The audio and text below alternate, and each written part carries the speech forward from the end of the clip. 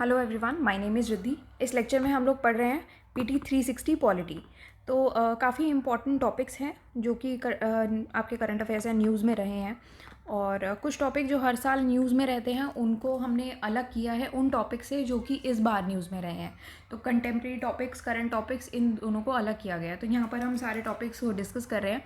पिछले 5 साल के करंट अफेयर्स हम लोग यहाँ पर कवर कर रहे हैं, और ज़्यादा नहीं है पिछले 5 साल के करंट अफेयर्स। ऐसा लगता है कि 5 सालों में तो कितना कुछ हो गया होगा, पर ऐसा नहीं होता। रिपीटेड टॉपिक्स ही रहते हैं, उसी में ही थोड़ा थोड़ा आ जाता है। अब जैसे JNK का इशू पढ़ा हमने, पिछले लेक्चर में पढ़ा था, तो इसमें JNK का इशू कोई नया थोड़ी ना है, पुराना इशू है, उसमें डेवलपमेंट हो गई है और कुछ नहीं है। तो इश्यूज़ वही रहते हैं मोर और लेस। अब सबसे पहला टॉपिक है आपका governor's power to summon assembly session. तो ये टॉपिक आया है, अभी राजस्थान की कंट्रोवर्सी हुई थी जिसमें जो काउंसिल ऑफ मिनिस्टर्स है वो गवर्नर को कह रहे थे कि आप समन करो सेशन को, और गवर्नर ये नहीं मान रहे थे क्योंकि अकॉर्डिंग टू आर्टिकल 174 गवर्नर के पास डिस्क्रिशन नहीं होता, सोल डिस्क्रिशन ये गवर्नर का नहीं होता कि वो समन कर देंगे हाउस को। ठीक है, अगर चीफ मिनिस्टर मेजॉरिटी इंजॉय कर रहे हैं तो ये गवर्नर को चीफ मिनिस्टर और काउंसिल ऑफ मिनिस्टर सबके सजेस्ट करने के बाद गवर्नर जो है वो समन कर सकते हैं। तो ये जब तक चीफ मिनिस्टर मेजॉरिटी इंजॉय कर रहे हैं तब तक गवर्नर के पास ये डिस्क्रिशन नहीं होता कि वो समन कर दे।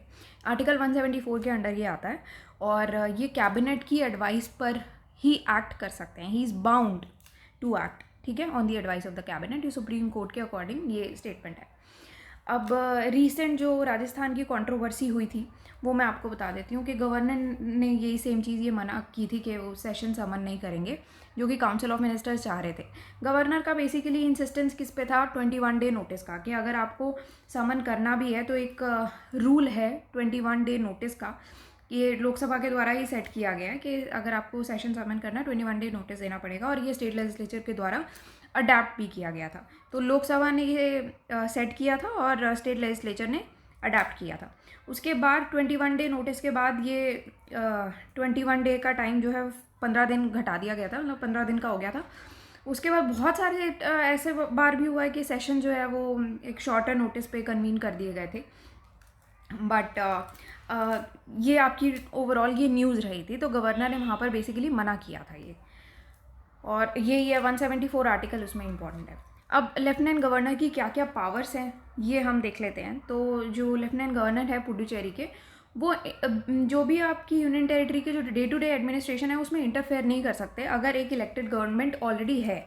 तो अगर एक इलेक्टेड गवर्नमेंट ऑलरेडी वहाँ पर है तो फिर जो लेफ्टिनेंट गवर्नर है उनका ज़्यादा रोल नहीं रहता है वहाँ पर, ठीक है। वो ऐसा इंटरफेरेंस नहीं दिखा सकते। ये 2019 की रूलिंग थी सिंगल जज bench of Madras high court की।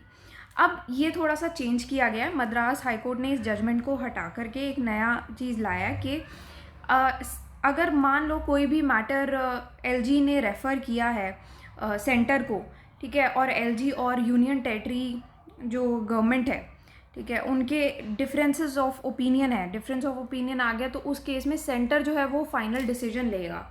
तो LG और यूनियन टेरिटरी गवर्नमेंट की अगर नहीं बन रही है, मतलब कि LG और Puducherry and union elected government of Puducherry उनकी नहीं बन रही है, किसी भी पॉइंट पर कुछ डिफरेंस ऑफ ओपिनियन आ गया है, तो उस केस में सेंटर के पास वो लोग जाएंगे, सेंटर फाइनल डिसीजन ले लेंगे।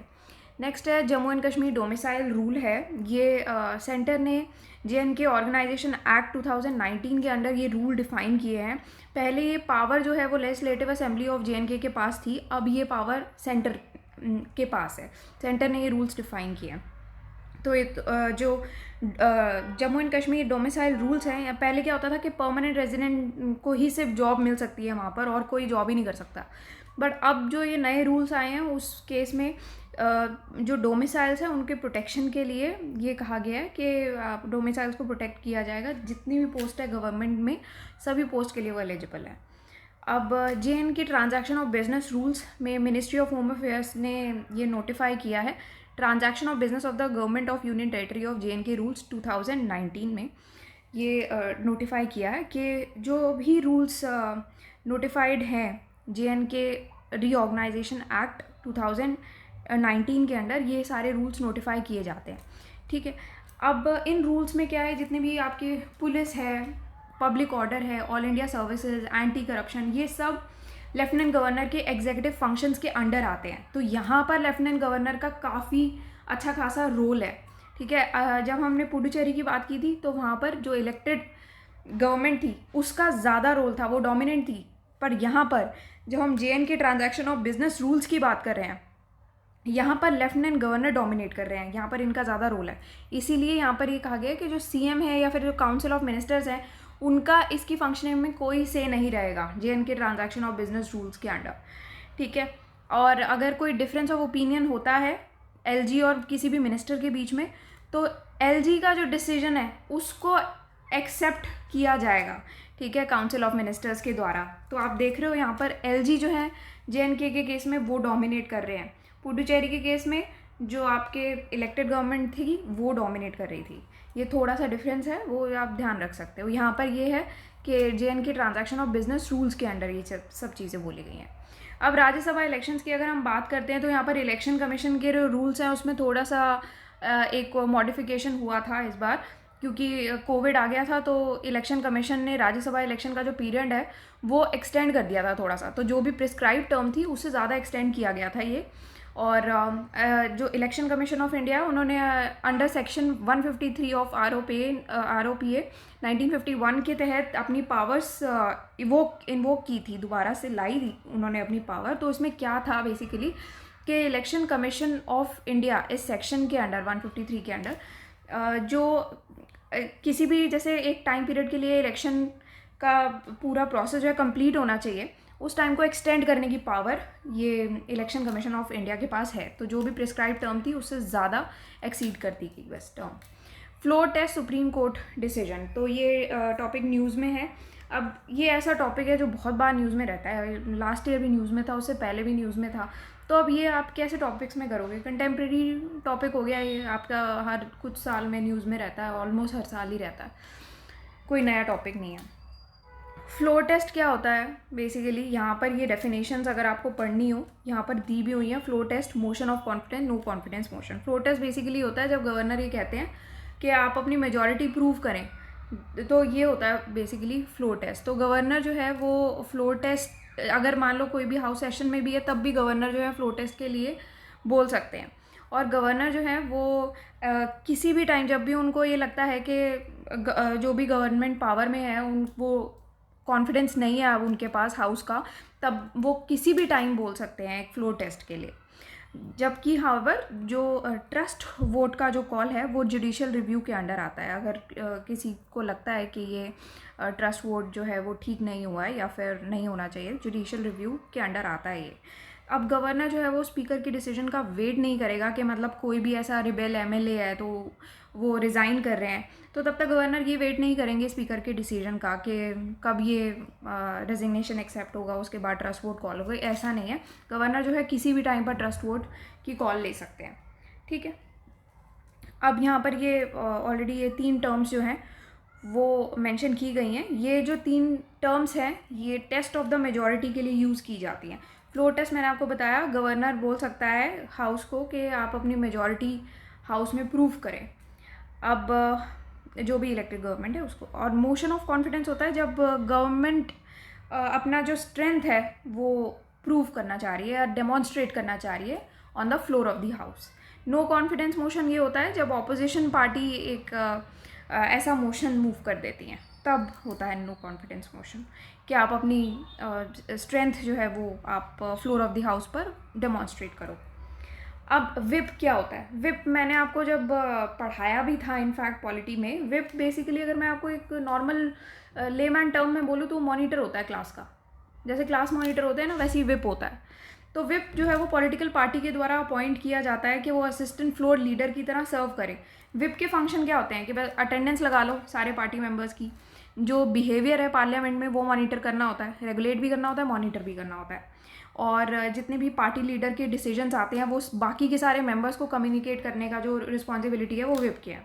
तो यहाँ पर आप जो पार्टी मेंबर्स हैं यहाँ पर ये क्लास के मेंबर्स जो क्लास होती है वो लगा लो, और जो पार्लियामेंट हो गया आपका या जो लीडर हो गया वो आप लगा लो, क्लास टीचर हो गई आपकी, ठीक है। और विप कौन है, मॉनिटर हो गया आपका। तो मेंबर्स जो हैं उनको ये कहा जाता है कि जो भी डायरेक्शन विप दे रहे हैं उन सबको फॉलो करना है, मॉनिटर है विप। और अब ये जो विप है ये ना ही कॉन्स्टिट्यूशन में मेंशन्ड है, ना ही ये पार्लियामेंट्री स्टैट्यूट्स में आते हैं, ठीक है। तो ये मेंशन नहीं है कहीं भी कॉन्स्टिट्यूशन में, ये पार्लियामेंट्री गवर्नमेंट के कन्वेंशंस के पर बेस्ड है। ऑल इंडिया विप्स कॉन्फ्रेंस जो है ये पार्लियामेंट्री अफेयर्स मिनिस्ट्री के फंक्शंस में आता है, ठीक है। अब प्रायर सैंक्शंस की बात करते हैं। तो प्रायर सैंक्शंस हमने बहुत बार सुना है कि क्या व्यूज़ रहे हैं गवर्नमेंट के इस पे, और कुछ पोजीशंस पे प्रायर सैंक्शंस मिलते हैं। तो ये मैंडेट किया जाता है कि पब्लिक सर्वेंट्स जो है उनके अगेंस्ट कोई भी लीगल हरासमेंट नहीं हो जाए, तो उनके पब्लिक एक्शन के चलते, क्योंकि कभी कभी ऐसी चीज़ करनी पड़ जाती है, पब्लिक सर्वेंट्स को ऐसे डिसीजन लेने पड़ जाते हैं जो शायद उनके अगेंस्ट भी जा सकते हैं, बट वो लेने ज़रूरी भी होते हैं। तो ये मैंडेट किया जाता है कि पब्लिक सर्वेंट्स जो हैं उनको प्रोटेक्ट किया जाए लीगल हरासमेंट से उनके पब्लिक एक्शंस के लिए। तो गवर्नमेंट का व्यू क्या है प्रायर सैंक्शन पर? तो ये ऑनेस्ट ऑफिशियल्स जितने भी हैं उनको प्रोटेक्ट करेंगी फॉल्स एलिगेशंस के अगेंस्ट, ठीक है। फॉल्स एलिगेशन ना लगे किसी भी ऑनेस्ट ऑफिशियल ने जिसने अगर कोई भी स्ट्रिक्ट एक्शन लिया है जो कि उसे किसी भी लीगल हरासमेंट में डाल सकता है, तो उस चीज़ के लिए प्रोटेक्ट किया जाएगा। तो इसके लिए प्रायर सैंक्शन ज़रूरी है। अब current legal status on prior sanction अभी क्या है? Section 19 of prevention of corruption act के अंडर प्रायर सैंक्शन रिक्वायर्ड है प्रोसिक्यूशन के लिए, ठीक है। अब नेक्स्ट है council for advancement of people's action and rural technology का पार्ट। तो बेसिकली ये चीज़ लॉन्च हुई है sustainable development of rural areas के लिए। ये एक ऑटोनॉमस बॉडी है जो कि सोसाइटी रजिस्ट्रेशन एक्ट 1860 के अंडर आती है और नोडल एजेंसी की तरह काम करती है ये। तो जो भी ऑर्गेनाइजेशंस हैं और गवर्नमेंट है, इन दोनों के बीच की ये एक नोडल एजेंसी है, ठीक है। जितने भी जो भी सस्टेनेबल डेवलपमेंट है रूरल एरियाज़ का सारा जिम्मा ये उठाती है, और union minister for rural development इसके चेयरमैन है, ठीक है। तो ये एक नॉर्मल सी चीज़ है। जो भी पॉइंट्स यहाँ पर दिए हुए हैं सिर्फ ये रेलेवेंट पॉइंट्स हैं जो कि एग्ज़ाम पॉइंट ऑफ व्यू से आपके लिए इम्पॉर्टेंट है। अदरवाइज जैसे इस तरीके की कोई भी अगर ऑटोनॉमस बॉडी आती है तो उसके लिए आपको 2-3 पॉइंट्स याद रखने होते हैं, स्पेशली ये वाला पॉइंट कि कौन चेयर करता है इसको।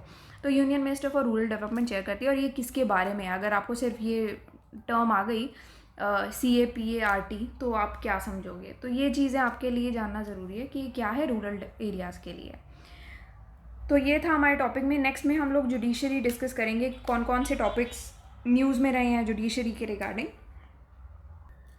सो this is our website synopsisis.in। यहाँ पर आप जाओगे स्पेशल कोर्सेज़ में PT 360 के कोर्स पे आप क्लिक करोगे, सारी इन्फॉर्मेशन आपको यहाँ पर मिल जाएंगी। पिछले 5 साल के करंट अफेयर्स जो हैं प्रीलिम्स के लिए वो यहाँ पर कवर होते हैं। अब जैसे बाकी अगर आप देखते हो ना कोचिंग की जो पूरी करंट अफेयर्स की बुकलेट होती अच्छी हैं, बट उसमें बस एक ही प्रॉब्लम है, उसमें मेंस और प्रीलिम्स के करंट अफेयर्स ना मिक्स्ड होते हैं। तो वो बस हम लोगों ने अलग अलग कर दिया है। मेंस के करंट अफेयर्स अलग है, प्री के अलग है। मेंस के करंट अफेयर्स के लिए आप मेंस इन 300 देखना, और यहाँ पर PT 360 में हम लोग सिर्फ जो प्री के लिए इंपॉर्टेंट है वो कवर कराते हैं, ठीक है। और स्टैटिक टॉपिक्स भी इसमें से हमने हटा दिए हैं। जैसे बाकी बुकलेट्स में आप देखोगे जो करंट अफेयर्स की मार्केट में मिल रही है उसमें स्टैटिक टॉपिक्स भी बार बार कराते हैं। तो स्टैटिक टॉपिक्स आप स्टैटिक सब्जेक्ट्स के लिए ही रखो, वहाँ पर ही कवर होंगे वो, ठीक है। तो बार बार मिक्सअप करने से क्या होता है, कन्फ्यूजन होती है और ऐसा लगता है कि बहुत ज़्यादा बल्कि मटेरियल है, ये सारा कुछ पढ़ना पड़ेगा। तो स्टैटिक टॉपिक्स अलग रखेंगे और करंट अफेयर्स हम अलग रखेंगे।